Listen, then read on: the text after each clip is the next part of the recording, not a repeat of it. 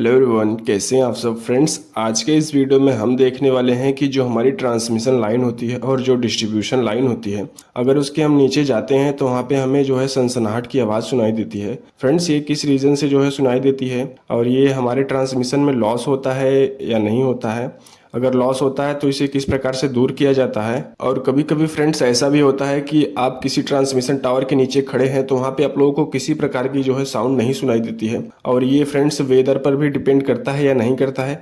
आप लोगों के सारे डाउट्स जो इस वीडियो में जो है क्लियर होने वाले हैं। तो फ्रेंड्स, इस चैनल पे नए हो तो चैनल को सब्सक्राइब कर लीजिए। इस चैनल के माध्यम से मैं इलेक्ट्रिकल नॉलेज वीडियोस जो है प्रोवाइड करता रहता हूँ। तो फ्रेंड्स, बिना देरी के हुए चलिए वीडियो को शुरू करते हैं।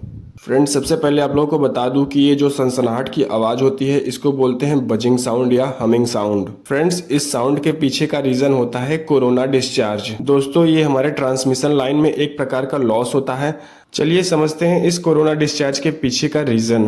तो दोस्तों, अगर कभी किसी कंडक्टर में हाई वोल्टेज जो है ट्रांसमिट हो रही है, यानी कि एक्स्ट्रा हाई वोल्टेज अगर वहां से ट्रांसमिट की जा रही है, तो उस कंडक्टर के चारों तरफ एक electric field, strong electric field जो है जनरेट हो जाता है। और इसी के कारण जो उस कंडक्टर के चारों तरफ जो एयर मॉलिक्यूल्स होते हैं उनका आयोनाइजेशन होता है। और ये जो आयोनाइजेशन होता है ये हमारे एयर के ब्रेकडाउन होने की वजह से होता है। चलिए समझते हैं एयर का ब्रेकडाउन क्या होता है।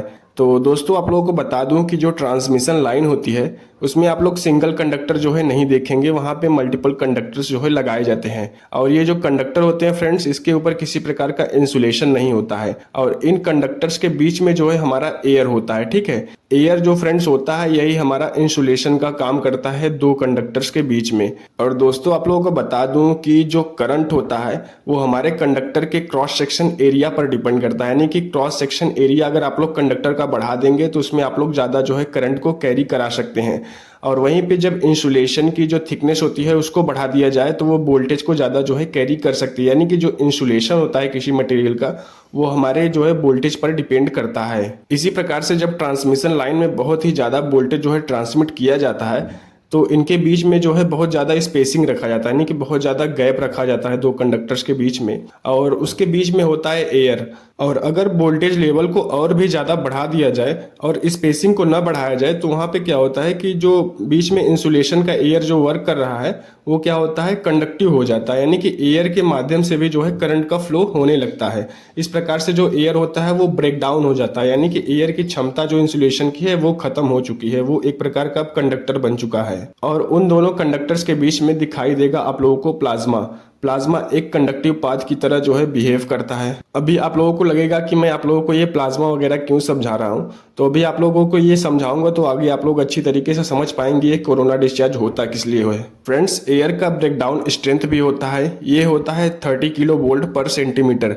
यानी कि अगर कंडक्टर में 30 किलो वोल्ट है तो उसके चारों तरफ के 1 सेंटीमीटर का जो एयर होता है वो कंडक्टिव हो जाता है, यानी कि आयोनाइज हो जाता है। इसी प्रकार से आप लोग वोल्टेज बढ़ाएंगे तो क्या होगा, डिस्टेंस भी बढ़ता जाएगा। फ्रेंड्स, इस कोरोना डिस्चार्ज की वजह से हमें, अगर रात में आप लोग ट्रांसमिशन टावर के कंडक्टर्स को देखेंगे तो वहाँ पे आप लोगों को जो है कुछ कलर्स दिखाई देंगे। वहाँ पे जो कंडक्टर्स के चारों तरफ जो है ब्लूइश कलर या वॉयलेट कलर जो है देखने को मिलेगा, या तो बैगनी कलर जो है देखने को मिलेगा। और फ्रेंड्स, वहाँ पे रेडियो नॉइज भी क्रिएट होती है, जिसको मैंने बोला कि ये बजिंग साउंड या हमिंग साउंड होता है। और फ्रेंड्स, जो कोरोना डिस्चार्ज की इंटेंसिटी होती है, यानी कि जो इसमें साउंड प्रोड्यूस हो रहा है वो कई जो है फैक्टर्स पर डिपेंड करता है। तो सबसे पहला होता है हमारा वोल्टेज। वोल्टेज पर जो है डिपेंड करता है, अगर वोल्टेज बढ़ रहा है तो आप लोगों का कोरोना डिस्चार्ज भी बढ़ेगा। और दूसरा सबसे ज़रूरी ये होता है कि हमारा वेदर कंडीशन क्या है। वेदर कंडीशन यानी कि अगर एयर में मॉइस्चर की मात्रा जो है ज़्यादा है तो वहाँ पे क्या होगा कि जो एयर का ब्रेकडाउन स्ट्रेंथ होता है वो घट जाता है। ठीक है, और उसकी इंसुलेशन क्षमता भी घट जाती है, उसका डाइलेक्ट्रिक स्ट्रेंथ जो है घट जाता है। इसकी वजह से जो कोरोना डिस्चार्ज होता है वो बढ़ जाता है। इस प्रकार से अगर आप कभी बारिश या ठंडी में जो है किसी ट्रांसमिशन टावर के नीचे गए होंगे तो वहाँ पे आप लोग जो है साउंड जो है ज़्यादा प्रोड्यूस होता सुनाई देगा होगा। ठीक है, और वहीं पर अगर आप गर्मी में गए होंगे, ड्राई वेदर में गए होंगे, तो वहाँ पर आप लोगों को जो है कम साउंड जो है सुनने को मिलता है। और दोस्तों, अगर कभी आप लोगों को डिस्ट्रीब्यूशन पोल के पास जो है साउंड सुनाई दे तो वहाँ पे ये कोरोना डिस्चार्ज का जो है साउंड नहीं होता है, क्योंकि वहाँ पे जो साउंड प्रोड्यूस होता है वो अगर 30 किलो वोल्ट की लाइन है तो वहाँ पे 1 सेंटीमीटर के जो है गैप को जो है वहाँ पे फिल करने की जो है वहाँ पे स्ट्रेंथ होता है, यानी कि 30 किलो वोल्ट पर सेंटीमीटर होता है।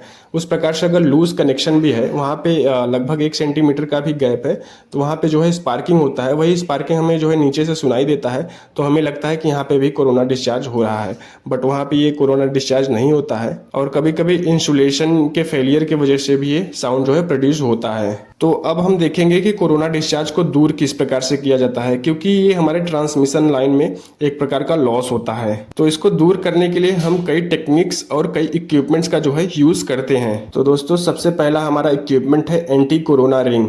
फ्रेंड्स, ये रिंग के शेप का होता है। आप लोग अगर ट्रांसमिशन लाइन के पास जाएंगे तो वहाँ पे जो इंसुलेटर लगा होता है, उसी के जस्ट जो है कंडक्टर के पास में ही लगाया जाता है। ये रिंग शेप का होता है और ये कंडक्टर से डायरेक्टली जो है कनेक्टेड होता है। यहाँ पे जो इसका काम होता है वो होता है कंडक्टर के सरफेस एरिया को बढ़ाना। फ्रेंड्स, सरफेस एरिया को क्यों बढ़ाया जा रहा है कि जो हमारी इलेक्ट्रिक फील्ड डेंसिटी होती है वो हमारे कंडक्टर के सरफेस एरिया पर डिपेंड करती है।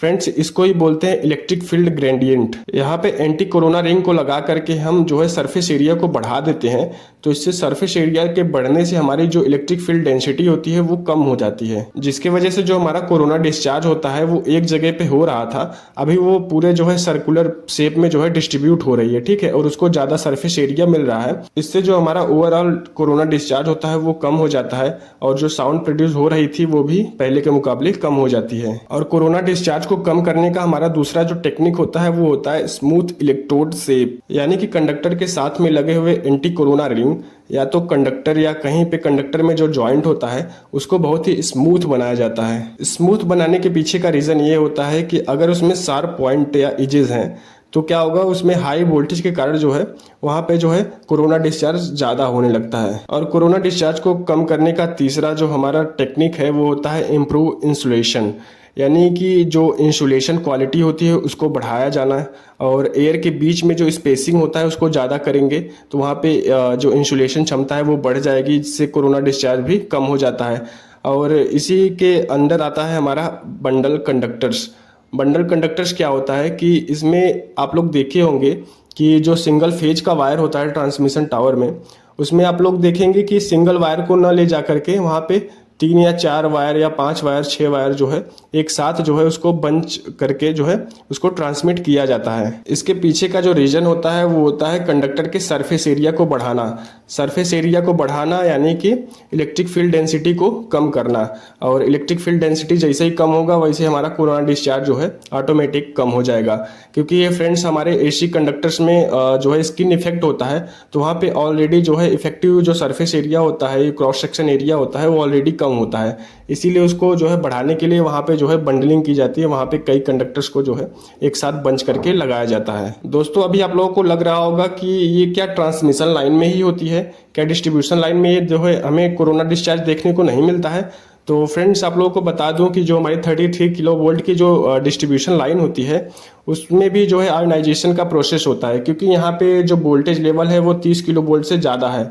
बट यहाँ पे जो आयोनाइजेशन का प्रोसेस होता है वो 1 सेंटीमीटर तक ही सीमित रहता है, इसीलिए हमें जो है नीचे से सुनाई नहीं देता है और इनफ साउंड वहाँ पे प्रोड्यूस नहीं होता है, जिसकी वजह से हमें डिस्ट्रीब्यूशन लाइन में जो है किसी प्रकार का कोरोना डिस्चार्ज जो है सुनने को नहीं मिलता है। और फ्रेंड्स, अब बात करें कि कभी हमें ये साउंड सुनाई देता है और कभी नहीं देता है, तो फ्रेंड्स आप लोगों को बता दूं कि अगर ट्रांसमिशन लाइन की जो वोल्टेज है वो 220 किलो वोल्ट से 500 किलो वोल्ट तक है तो आप लोगों को जो है सुनने को मिल सकता है। और ये आप लोगों को मैंने मिनिमम वोल्टेज बताया 220 किलो वोल्ट। और अगर आप लोगों का जो है मॉइस्चर जो वेदर है, यानी कि आप लोगों के एयर में मॉइस्चराइजेशन ज़्यादा है और आप लोगों का जो रेनी सीजन है या ठंडी का सीजन है, तो आप लोगों को जो है 220 किलो वोल्ट तक में जो है सुनने को मिल जाएगा। और अगर वहीं पे गर्मी का सीजन है यानी कि ड्राई वेदर है, तो आप लोगों को वहाँ पे 220 किलो वोल्ट में किसी प्रकार की जो है साउंड सुनने को नहीं मिलेगा।